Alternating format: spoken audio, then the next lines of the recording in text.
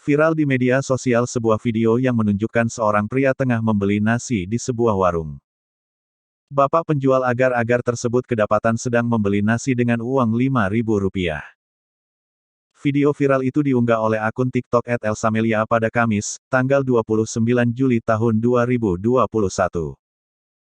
Mengutip dari Tribun Jabar, peristiwa terjadi di rumah makan Padang Bungo Tanjung yang berlokasi di Jalan Ahmad Yani, Kecamatan Garut Kota, Kabupaten Garut. Elsa Amelia merupakan anak dari pemilik warung tersebut. Dalam unggahannya, Elsa menceritakan ada seorang bapak penjual agar-agar yang hendak membeli nasi sambil membawa uang Rp5.000. Si bapak pun tampak tersenyum.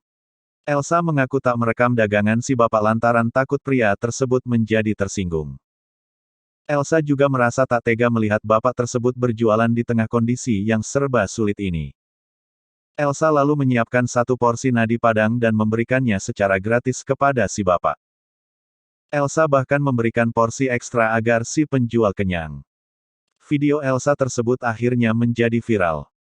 Ia kemudian menggalang dana untuk si bapak atas desakan dari warganet yang berkomentar di unggahannya. Elsa berhasil mengumpulkan donasi sebesar Rp106.048. Banyaknya donasi tersebut membuat Elsa kaget. Uang yang sudah terkumpul sebanyak 100 juta lebih.